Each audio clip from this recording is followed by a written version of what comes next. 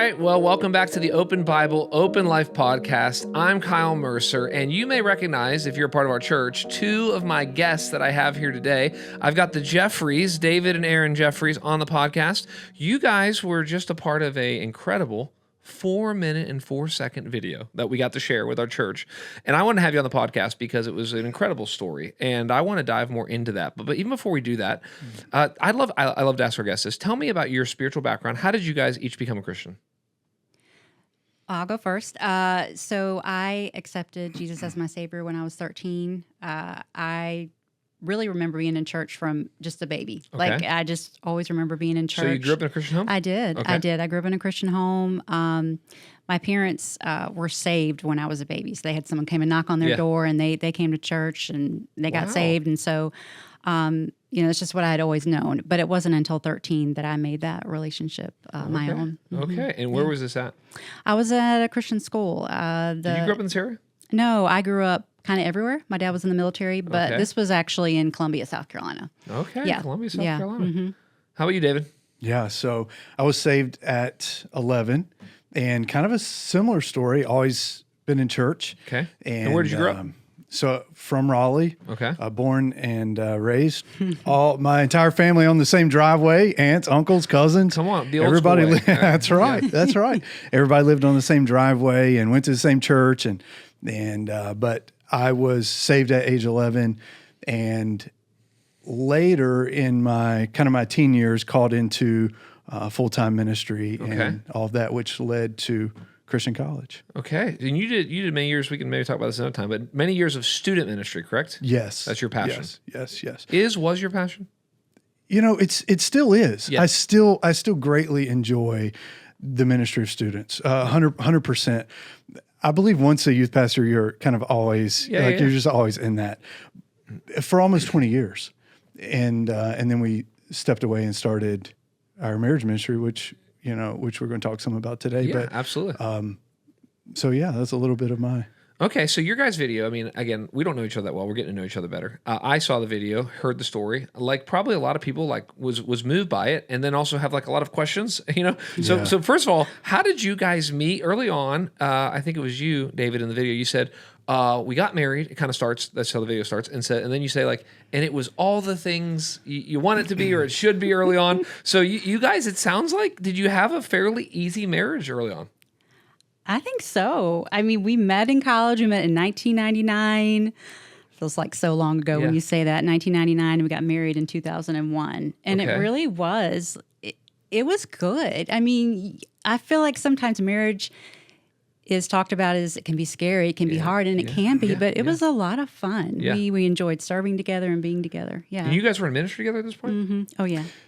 In 2003. Not when we got married. We got married our junior year of yeah. Bible college. Okay, which like a good Bible college student. That's there you go. Right. You guys exactly so you moved into marriage housing on the campus or whatever, right? No, we got an apartment off campus. Okay. And so we had to each work full time just to, we had to pay for our apartment. Yeah. But other than that, it was easy. You're married in college, you're two college students. We were in our young 20s, early 20s. I married the blue-eyed bombshell of college campus. Mm-hmm. Life was good. Yeah. It was really easy. It was really good. We didn't know what we didn't know. Now, you guys go as much detail or little detail as you want to, but but then it isn't good, Mm-hmm. What's that famous saying? It happened suddenly and then quickly. So when you look back, was it death by a thousand paper cuts? Were there some critical things? Was it? We can get into. We will. I think some of the tensions in marriage. Did this start to happen when you had kids? Did this start to happen? Because I know some in the video you talk about, which is very common, is for the wife or woman to feel like the husband is paying less attention to her as wife and mom. Can you guys just talk about because obviously all of a sudden we hear their separation for 8 years, which we'll talk about a little bit. But what leads to this marriage is great, it's easy, it's fun. We're two young people who love the Lord, love each other too. Man, this is to the point where we're thinking about going separate ways. What happened? For me, I mean, I can look back and see it now, but I didn't see it then. For me, it was I was looking for fulfillment outside of what I could find in Christ. Yes. That's really like the bottom line. I worked to, okay, when I can get married, then I'll be happy. Yes. Okay, when I can have kids, then life will be good. Okay, when we can be in a good church and serving, then life will be good. It was always like that next thing, and it never fulfilled me completely. So that was the bottom line. And when it didn't, when he began to not give me what I thought I deserved and needed, that's when I just, for me, I kind of was almost done. I think is the term that I used. And you already had your kids at this point? Mm-hmm. We had a 1-year-old. Well, Haley was 3 and Madison was 1. Okay. Yeah. So really little kids in the home. You're working and at this point, we had been in ministry probably 5 to 6 years. Yeah. Yeah, full time. Talk about your experience of this. Did you see this coming? No, I didn't see it coming at all, which is part of the problem, right? Yeah. Because our communication levels were very surface level. We never fought. No, ever. No, never. Still haven't. Yeah, never. That's amazing. Yes. We didn't. The first marriage, we really didn't. We were very. We look back now, and you can retrace your steps, and you say, "Oh, that's part of where we messed up." But our conversation was very surface level. You know, how was your day? How are you feeling? What's what do you want for dinner? And it never really went beneath that. Goals, dreams, desires, needs. We never talked about those things. Yeah. And so while she's at home with 2 kids searching for all these things to fulfill her, I'm still serving at the church. Yeah. And so not only am I, filling a role of a student and associate pastor, but I've also taken over a Christian school. I'm coaching 3 sports. And so I'm doing all the, we say it often, I was doing all good things. And oftentimes you would look at it and say, man, he's doing all the right things people in ministry want to be doing. But in my situation, it wasn't right because it wasn't the right time. Yes. I had my priorities were so out of whack, and I didn't know that she was searching, and I didn't realize that my priorities had really consumed me. That's right. Yeah. And so you asked the question, did I see it coming? I didn't see it coming because all of my focus was on doing good things that weren't the best things. Well, what's interesting, you guys probably know this, 75% of divorces are initiated by the woman. Not saying it's her fault at all, but saying it tends to be the woman who's, one, is more sensitive to negative emotions, so she more quickly notices something's wrong. And it's the woman who is more likely to go, I can't put up with this anymore. I can't do this version of it. What did that look like for you guys? Was it like, because we don't get into the video, is it like multiple conversations over months about separation, or is it like does everything explode? I mean, you say you don't even fight. How do you go from not fighting to not living together? Well, we just didn't communicate really at all, like he had said. And for me, I go back, we were serving together for 4 or 5 years before we had kids, and then all of a sudden he was doing more of the serving, and because I had 2 littles, I couldn't do all of the things with him anymore. So I did feel really alone. Because I felt so alone, and I wasn't growing my relationship. I wasn't, at that time, I just wasn't even reading my Bible or praying. You seek those things outside that look better. Satan always makes those things look better. And so for me, I began to find that fulfillment in just lots of other things besides my own marriage. So for us, it was more of an explosion. Yeah. Because I didn't know what she was feeling. And I also didn't know other things that were going on. And so when we found out we had a problem, it kind of was, we have a problem. It was a massive problem. Mm-hmm. Yeah. You mentioned at one point in the video, like, it sounds like maybe depression set in a little bit. I heard just a comment in the video about, and I thought, would it be better if I wasn't here, if my kids, can you talk a little bit about that? Yeah. So I think that I probably had postpartum depression.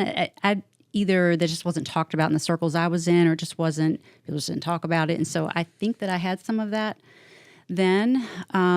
But then once we separated and divorced, I just constantly would feel less than. Like I didn't deserve to be a mom to the kids that I had. So the divorce made things worse with your depression. It did. You think, okay, I can get out of this marriage. I can live the life that I want. I can be happier. But in the end, it made it worse. Did you guys have so you're a youth pastor in a church and you've been in ministry, you've mentioned there for 5 years. I mean, how did the community around you respond? Talk to me about this. What did your friends, what'd your family, what'd your pastor, I'm not trying to knock any church. I'm just thinking to myself, someone on our staff goes through this, how are we going to respond and how do we come alongside? Is it one of those things where you felt like as soon as that was done, you were done with your ministry? Did they come alongside you? What did it look like? So at that point for me, I stepped away from, because I was still dual role. So I stepped away from pastoral ministry and exclusively into the Christian school ministry or position at that time. So it eased the tension of leadership at that point. But our church still rallied around us. We're praying for us. And I think there's this season, right? We talk about this a lot. 8 years of being separated and divorced is a long time. Yes. And so there's this season where it's immediate and everyone's praying and everyone's trying to fix it and everyone's trying to figure out what's wrong. And so you go through this season where everyone's praying for restoration. And then I think you enter into this season where it's kind of old news. Makes sense. Everyone just accepts that this is the new reality. This is the new reality. And I'm not saying that there aren't people that weren't still praying. I believe that our families and maybe close friends and things, we're still praying for our good, right? For our growth and our good. But I don't know that anyone was every morning, Lord, would you still restore their marriage? Yeah. Would you still restore their marriage? 8 years is a long time. It's a very long time. Yeah. Well, it's interesting because what we can talk about with you guys, which we can't really talk about with many people, is not just marriage, but then divorce. Yeah. But then remarriage to the same person. And so let's talk a little bit about divorce in the sense that, obviously it's a very sensitive topic, and I believe our church holds to what I believe is the orthodox, exception clauses for divorce. In other words, there can be divorce in situations. There's abuse, adultery, abandonment, all those, which I've given sermons on in the past. But a lot, obviously God's heart is reconciliation. Glad that happened with you guys, and restoration. But talk about what it's like to be divorced. Give us a picture. For example, I've heard for example, there's no such, in my opinion, there's no such thing as divorce once you have kids. I mean, good luck. I mean, there's no divorce. It's like you divorced with a 3-year-old and 1-year-old. It's like, you're not divorced. You are, but you're not. You know what I'm saying? I'm being a little bit direct, but I just mean it's like, good luck. You've got to go, because I see this all the time. I see parents who've been divorced for 15 years and, guess what? It's a wedding. It's a grandbaby. It's like, it never goes away. I'm not trying to speak negatively, and there's lots of grace for people who've been through divorce. Sure. But I just want to I've heard divorce described as having non-terminal cancer. Like the process of going through divorce. It's like you're in courts. Good luck on having a friendly divorce. Very, very hard to have. The kids get caught up in the middle of it. And I know this may be a little painful to talk about, but I feel like we could talk about it since y'all are on the other side and we're celebrating. Now you have a marriage ministry and, we're going to get there. But what is it like to be separated and divorced? Yeah. Man, it was really hard. I wasn't working, so I had to go back to work. And we actually, I don't know, I guess it was just God's grace, but we actually came together and we said, okay, we're not going to be argumentative with the kids. And so we never, obviously God had a greater plan. And so we just weren't. So that part, between us, really wasn't difficult because. How did you split the kids? We just decided we did 50-50 and we went and got it notarized. And okay. Yeah. You guys lived in the same city still? We did. Yeah. Mm-hmm. They were in the same school. Of course, I left the church, so I wasn't around him at the church or anything. But we would see one another like ball games or at the Y or things like that. Or was this a season of your life where you're not in church? The first 4 years, no church at all. Okay. No. Yeah. Mm-mm. Are you having a crisis of faith at this point? Mm-hmm. Yeah. I really, at that point, those first 4 years, I even, I went through those seasons of depression, really not even wanting to be alive, and really questioned if even God was real. Yeah. Is this whole thing even real? Yeah. Why am I even here? So I did those first 4 years. What did it look like for you?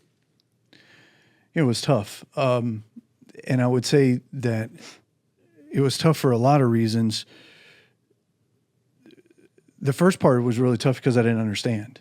Yeah. Why can't we fix it?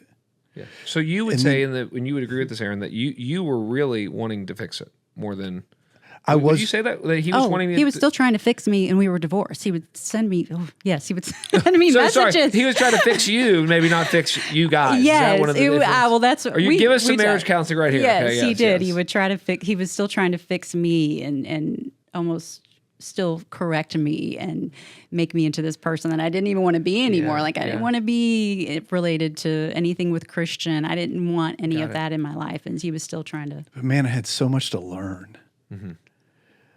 Because I was still in pastor mode. Mm-hmm. I was still in pastor mode. And we say this often that I say it, the first part of our divorce, it still was so selfish. I still was so selfish because I needed our marriage to work because I needed my ministry. I need you to come home because I need this job. Yes. This is what I've been called to. This is what I went to school for. This is what everybody knows me for. Man, I can't give it up because you don't want to be married, right? I can't give it up because you don't want to be part of the ministry.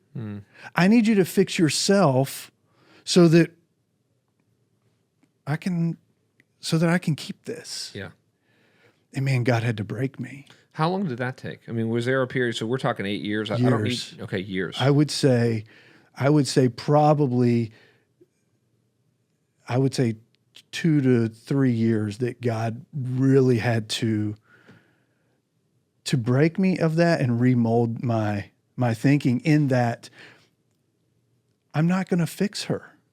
The things that I thought needed to be fixed, at the end of the day, for our marriage to work, weren't essential. Mm-hmm. Mm-hmm. They were essential for my presence as a pastor or in ministry.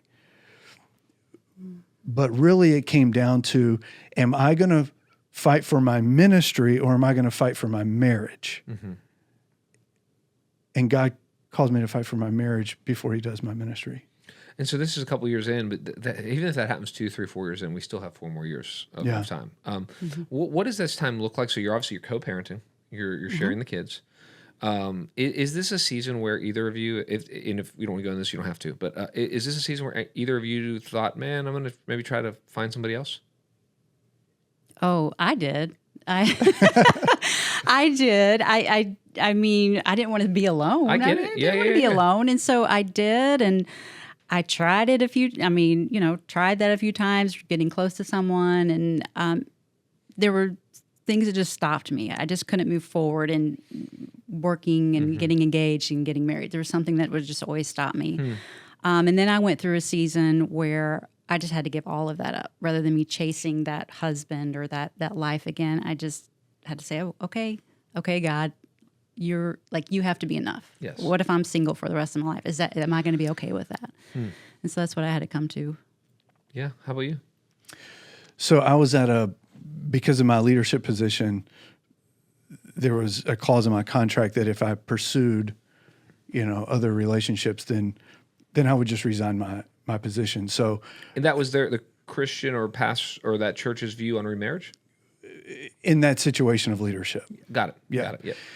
And so, of course, there's always people that are trying to set you up, and there's just a whole gamut of things, and so that looked a little different for me than it did for her, right? Okay. But I could pursue her, right? And so I think that's down the road. That's where God, and it was so frustrating. It was so frustrating. We're in this season. I know it was frustrating for her, but it was frustrating for me as well because we're early 30s, 2 kids, and you're thinking, is this the rest of my life? Like, what am I walking through and what am I walking to? Yes, that's real. And what does it look like? And it was so frustrating. But we look back now, and where we were so frustrated was all God's protection. It was just God protecting us when we wanted to do our own thing because he had a greater plan. Yes. So let's talk about the reconciliation. How does that happen? So you mentioned the video, your daughter says something to you. Yeah. if it's appropriate, maybe share that. No, that's great. And just tell the story of, it sounds like in God's providence, he used many things, but used your kids to bring you guys back together. That sounds very biblical. So talk about that. Yeah. And we always have the stance that you don't stay married because of your kids, right? That your marriage has to be deeper than your kids. But God uses your kids, and he used ours. And at that age, they were probably 6 and 8-ish at the time. And our oldest is very quiet, but our youngest, she would just ask all the questions. She wanted to know all the things, and we would try to, it's so hard to navigate co-parenting, to navigate single, parenting, just as a single parent, and you're trying to do all the things right, and you're trying not to skew the view of the other parent. That was our philosophy. That's what we wanted to do. And so you just always try and be really careful with what you say, because they're getting ready to go to that house. Yeah. And they're going to carry whatever you said is not only going to come out of their mouth, but they're going to carry that in their heart. And it's really important that the problems that we had, that we did our best to protect the heart of our kids, But she asked a question one night. We were sitting, we were sitting on her bed, and she said, "Daddy, will I ever know what it's like to live in a house with a mommy and a daddy?" She was 1 or a little younger when we separated. Yeah. Got it. So she had no recollection of us being together. And so here she was at 6 years old, and her mind is wondering. She sees us. She sees our paths. She's seen us in everyday life, and she says, "Dad, will I ever know what it's like to live in a home with a mom and a dad? Because every other person I know has a mom and a dad.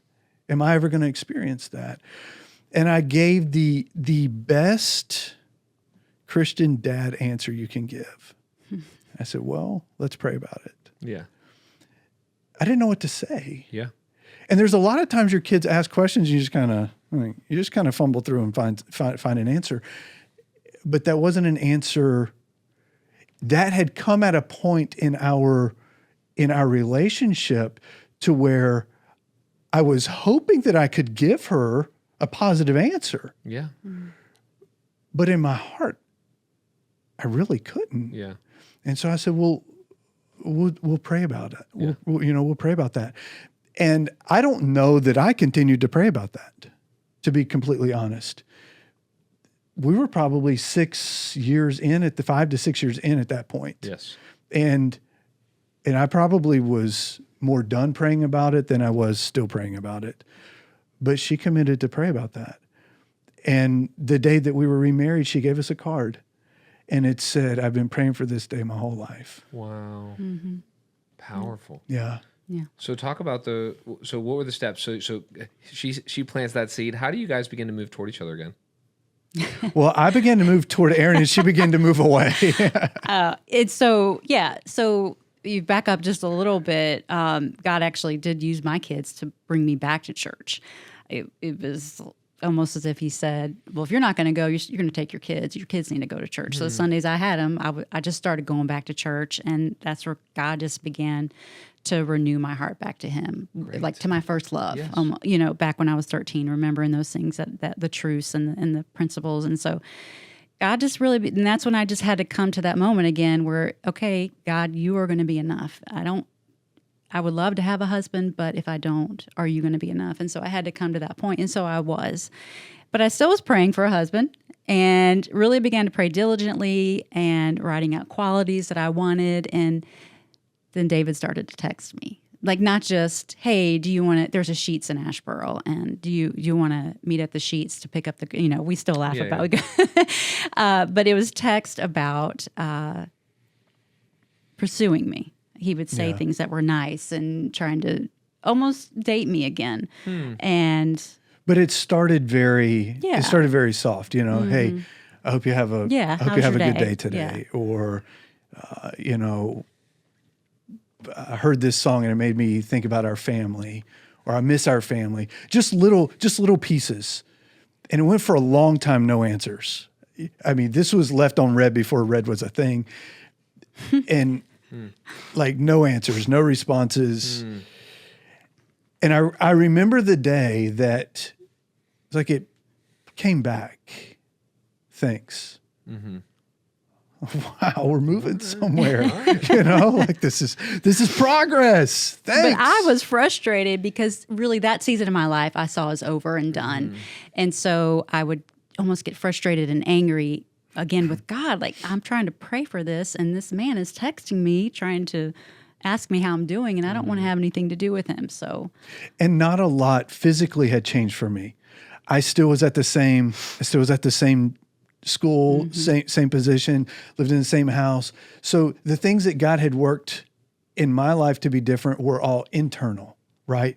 So visually, to her, looking at me, still trying to pursue her, was he's still in the same place, he's still doing the same thing.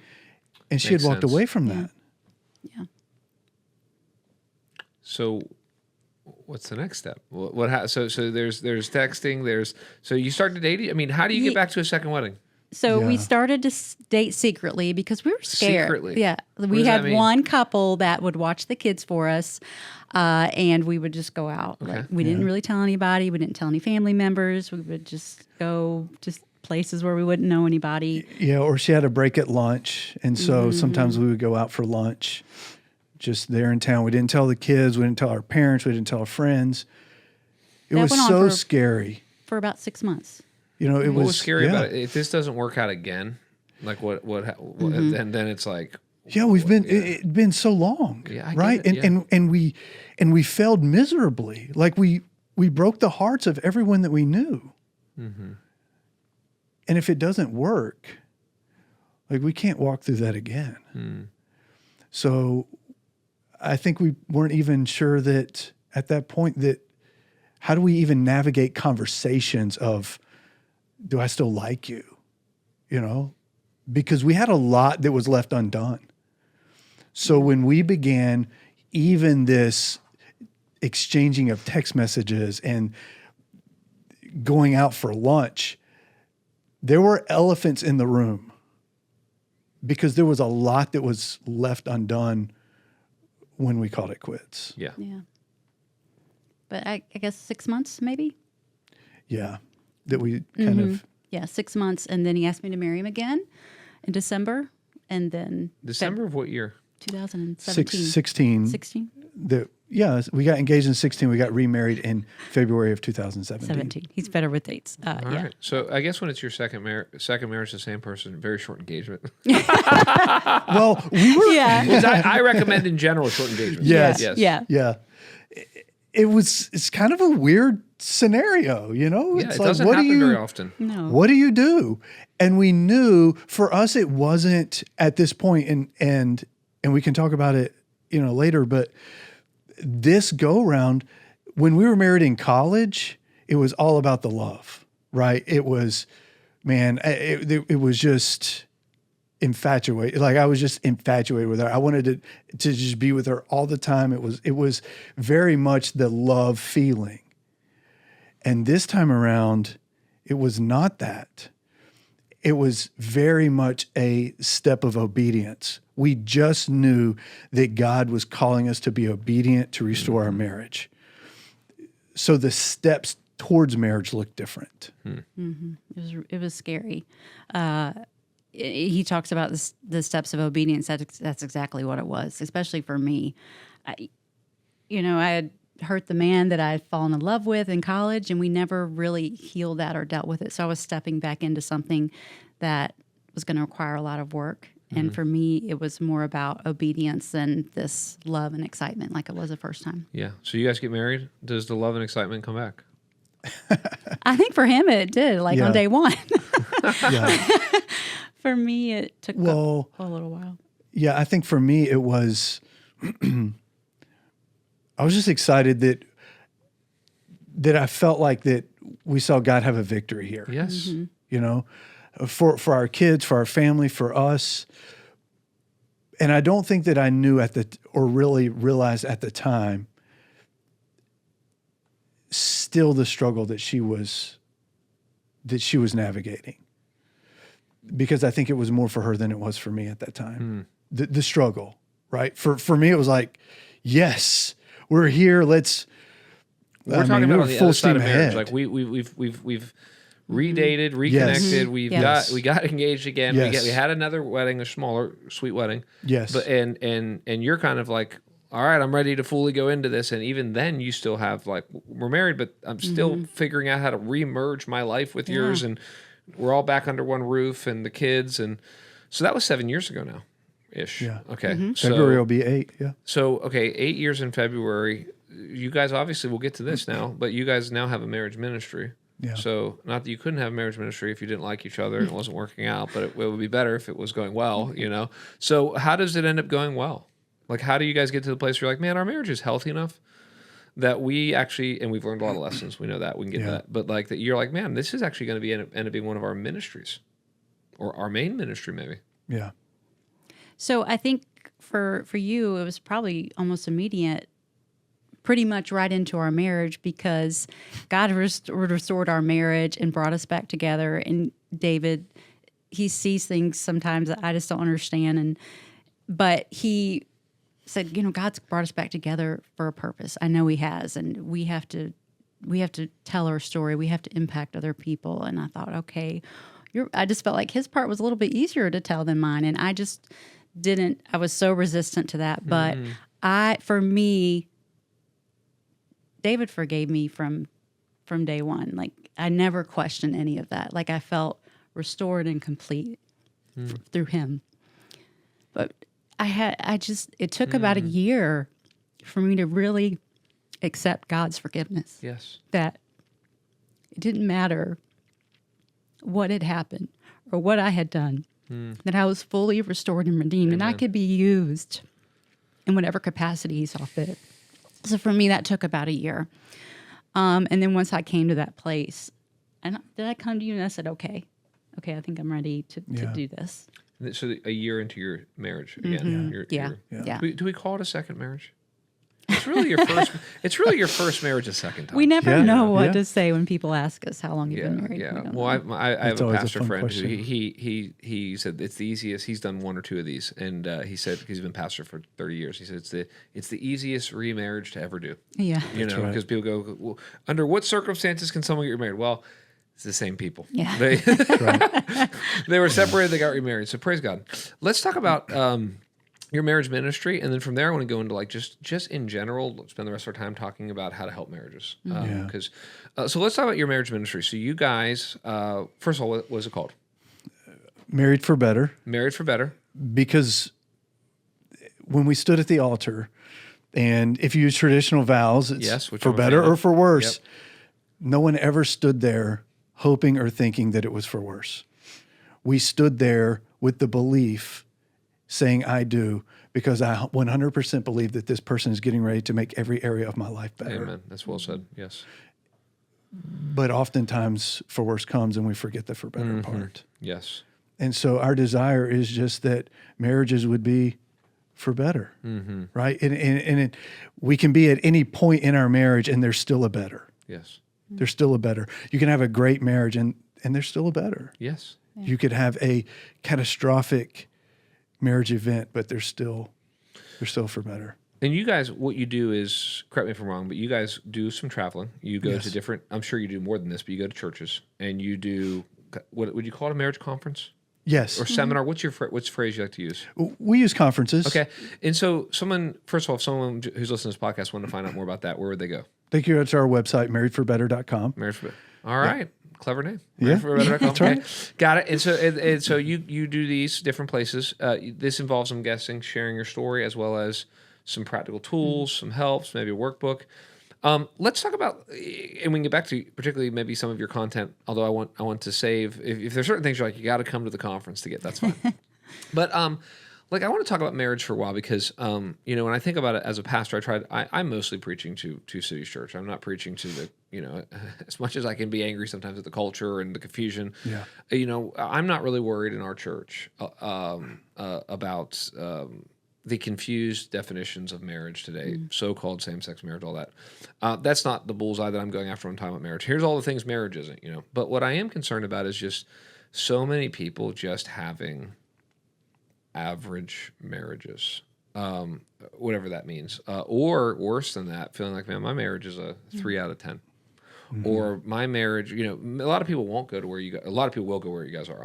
Hear me say that. But I just mean a lot of people are not going to get divorced.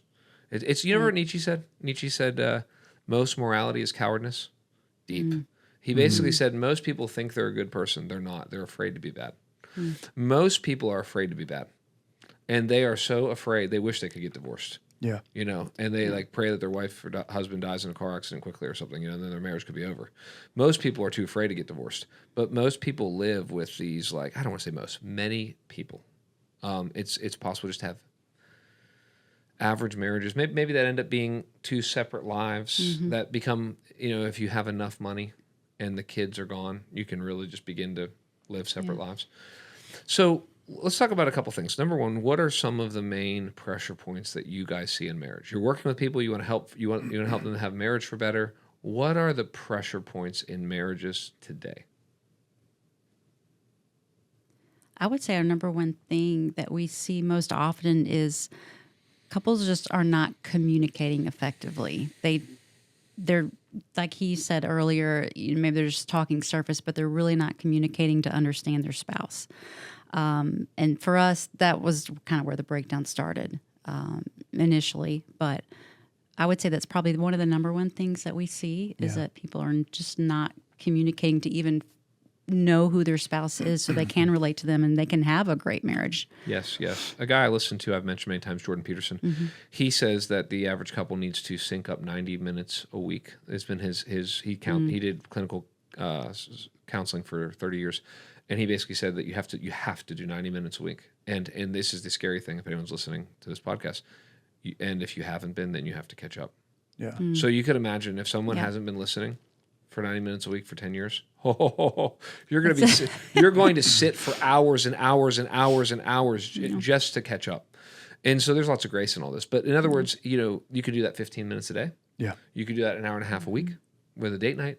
But I do think that's an important thing because your narratives are just, I was talking to the staff the other day and I said, some things in our lives are so complex that the only thing we can do is talk about them all the time.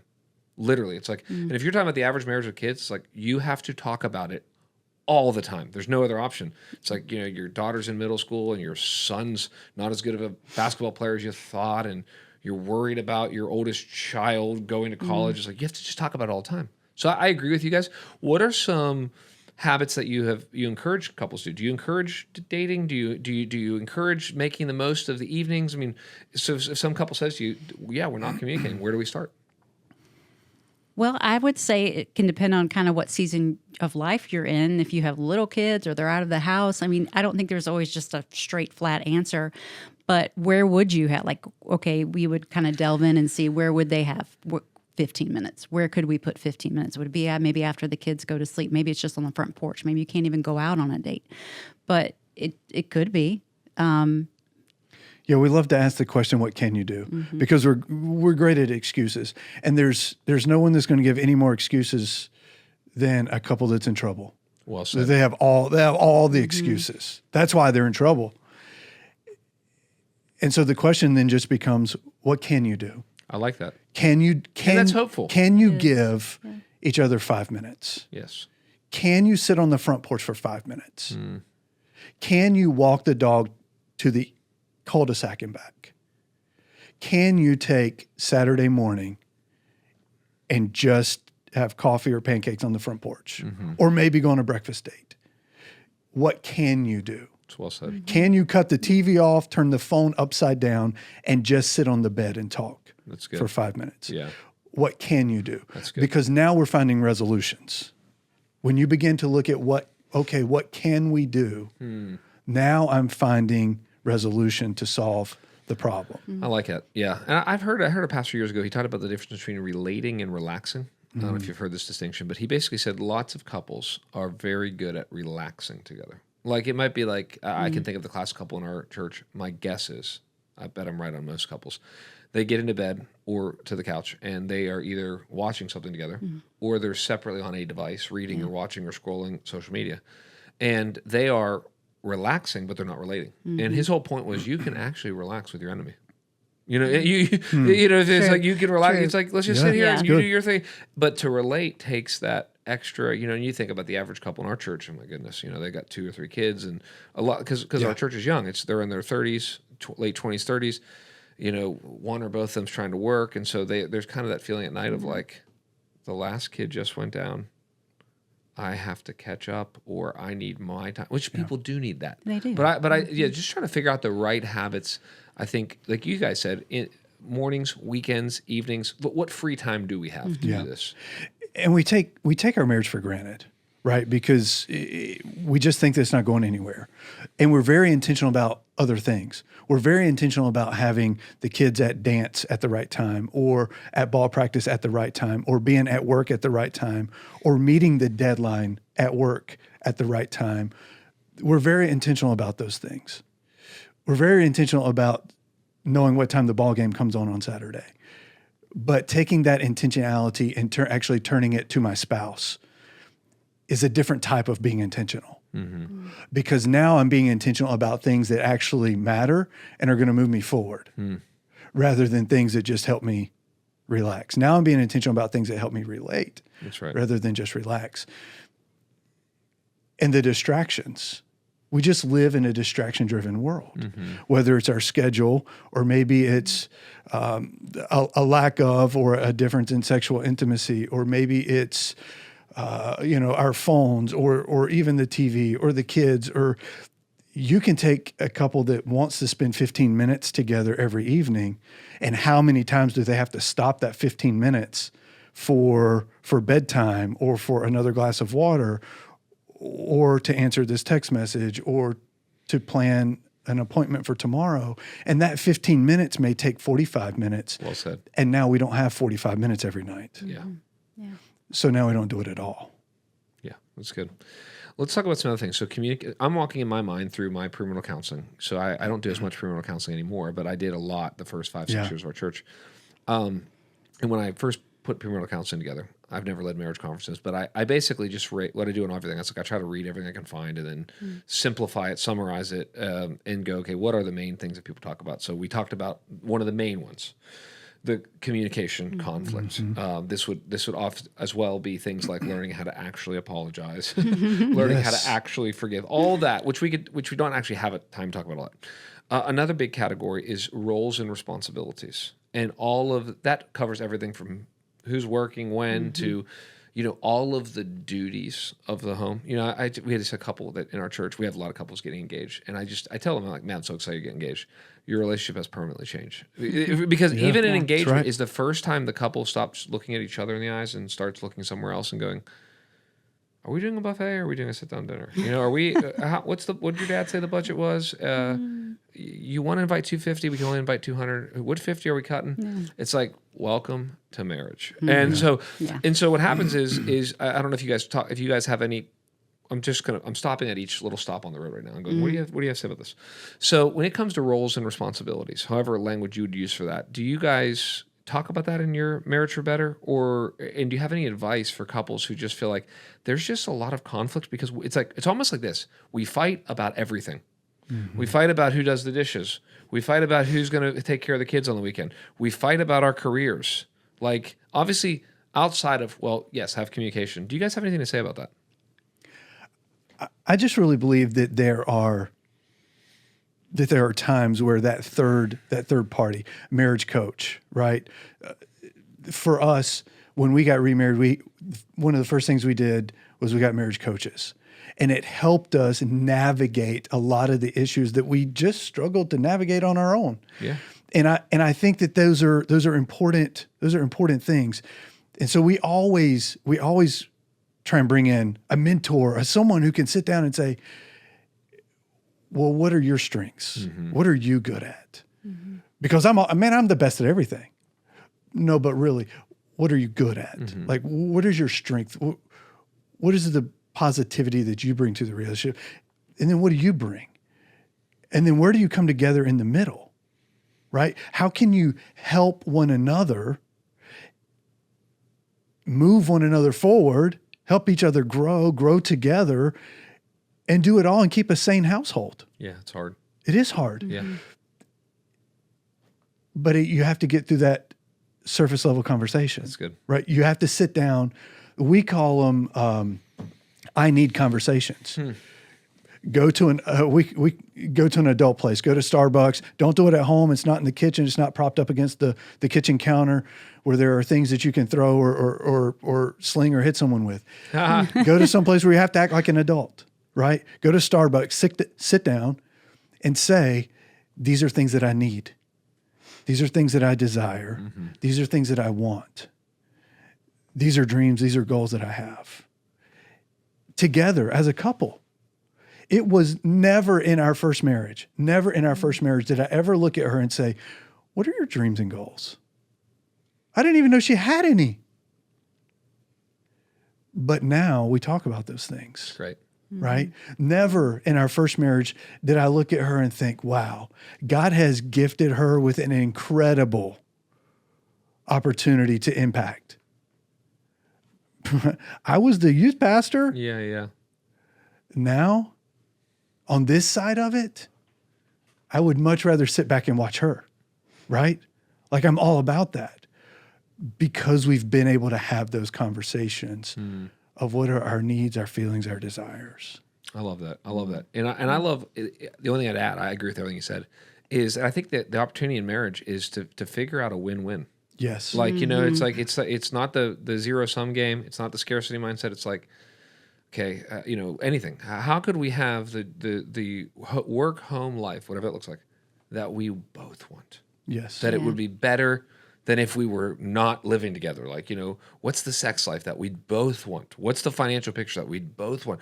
What would we want? You get it. So let's talk about the last two areas that tend to be a little more sensitive. I save them toward the end of premarital counseling because it's like, you got to be like a couple weeks away before we can really talk about these things. But money and sex. And the reason I want to talk about these just for a few minutes as we close, and obviously, I always say when you talk about sex, there's the crude way, which the world and every comedian talks about. And then there's the clinical way, which is also not very, very helpful. Overly sterilized medical community way. We love our medical community, but you know what I'm saying? And I think that there are certain things that we don't talk about in our culture anymore. In the church. Yes. It's not, and we've never talked about them. Yes, that's what I was going to say. Yeah, it's not that you're right. We've never talked about them. They're taboo. They're inappropriate, even though we have, for example. We hope you figure it out. Yeah, we hope. Well, it's so funny. So I've said this before, but I don't preach a book of the Bible without a Warren Wiersbe commentary. I love Warren Wiersbe. He's an old saint. He died at 92 a couple years ago. So every book of the Bible I've ever preached at Two Cities, I've had a Warren Wiersbe commentary, except for Song of Solomon. He never wrote one on it. Oh. Wow. That was that generation. Literally, he wrote commentaries on 65 books of the Bible. There is no commentary on Song of Solomon by Warren Wiersbe. And I'm like, I want to honor the dead, honor his legacy. But that's the problem with the church. There is no commentary on Song of Solomon. Yeah. And so, what are the problems in marriages in regards to sex, as we could talk about them appropriately, maybe PG-13. Yeah. But in the sense that, I say that to say, my concern is that so many marriages, or my phrase, if you guys have been around for a while, you've heard me use, sexless roommates raising kids. My understanding of, it's deep, I don't know how much to get in this, but that, sex is in some ways the picture for the whole marriage. It doesn't fix the marriage. That's like the macho, 14-year-old boy's fantasy that somehow, having lots of sex will fix my marriage. It's more like something like when the sex is good, that everything else in the marriage is good. Yeah, it's the connection. Yeah. So talk about this. This has to be a pain point for people. Like as you guys, I'm not asking you to use names or anything like that, but as you guys counsel couples, as you talk about this, I've got to imagine there is, and it's under the larger category, I know, of intimacy. Yeah. But just talk for us, because there's going to be couples listening to this who they're really struggling, men and women, and for different reasons. Yeah. Yeah. Well, I think it's probably one of the quickest ways to frustration. Yes. For a couple within a marriage is if I'm not getting it, or I don't want to give it, or I don't understand, we're not having that connection, then we become frustrated. Yeah. Right. And so then frustration leads to disappointment. Disappointment leads to dissatisfaction. Dissatisfaction leads to divorce. Yeah. But I would also say that there's a lot of times that we're sitting with couples, and one of the things that we realize is she's holding it as like a reward, like it's a reward system. And if everything's going good, then we can do it. If not, then no, not today, not honey, this I week, have a headache. not this month, not this year. Yeah. And so the frustration of it is very real, which then bleeds into everything else. Yeah. Do you have advice for couples, like of a place in the same way you said, walk the dog to the cul-de-sac, like take a small step? What do you encourage? Maybe this is one of the places to end. Where would you encourage couples? Maybe you speak to the men, maybe you speak to the women, like where you'd say, here's how to begin to cultivate some long lost intimacy in your marriage. Yeah. So I would, that was gone in our marriage, the first marriage. It was definitely gone. So, and we see that when we coach couples, that is not apparent. And when you guys say, not your marriage, I'm saying you don't have to go in detail there, but when you say, when it goes absent from a marriage, you're talking months. Mm-hmm. Yes. Yeah. There can be marriages where for months there is no type of intimacy. Right. Sexually, yes. Yes, or maybe there's the action, but there's not the intimacy. Yeah, that's what. Yeah. It's just cold. I think I read something one time that said, I can't remember where I read this. If a married couple has sex less than 6 times a year, that's considered a sexless marriage. Mm-hmm. Wow. Because it's so infrequent, it basically doesn't make a difference Yes. in the marriage. Would you add anything to in regards to just how to cultivate the intimacy? Sorry, we went here, came back. Now I'm going back to you. You'd encourage men. I think for men, we're fixers by nature, and we want to find a solution. We want to do this. But for women, this has been our experience, right? Both personally and as we've coached couples, is for her, it has a different, it's just different, right? For women, for men. And oftentimes I don't want to stop and understand what she's thinking, feeling, or desiring. I just know what I want. Yeah. And when I don't get it, I get frustrated. And then we go down the whole line of dissatisfaction and disappointment and bitterness and anger and all those things. But when I stop to understand and I listen to understand, I don't listen to fix, I just listen to understand. What can we do to where you want it as much as I want it? That's a great question. What can I do to help? Yes. How can we get on the same page on this to where it's not a reward? It's not it's not just a date night thing. But this is something that we both want and that we crave because it develops our closeness and our connection and it breeds intimacy. It's not just the act of being intimate. But when I can, as a male and a husband, understand those things, it gives me a greater appreciation for who she is and where she's coming from, and a greater appreciation for her as my wife. That's really good. And in my pastoral ministry experience, it's like, if I'm talking to married couples now, it's like if there's no sexual relationship in your life, it's like, you think that part of you is going to die? Do you think that part of you is going to?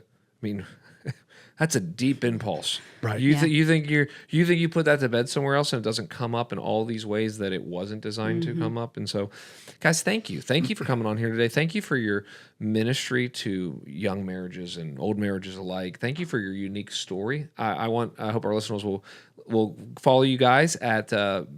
Wait, give me the name one more time. Married for the number 4 better. Marriedforbetter.com. Are you guys doing any conferences in the area anytime soon, or are these mostly somewhere else? We don't have any scheduled in the immediate area for this fall. Okay. We're a week and a half flying out to Amarillo, Texas. We have one out Good for you guys. in Texas, and we had one at the beach, but we rescheduled that. So we're Well, I'm sure they'll be checking out the website, and that's right. You might be getting more people just asking you guys questions. And I hope I didn't put you too much on the spotlight, where all of a sudden people are going to want to ask you all these questions about marriage. But thank you guys so much, and maybe at some point we'll have you guys back on, dive deeper into some of these issues. But thank you so much. For everyone listening, I hope you guys will go check out their website, and I hope you will meet us back here next week as we look at sin and temptation, how it affects both men and women. See you then.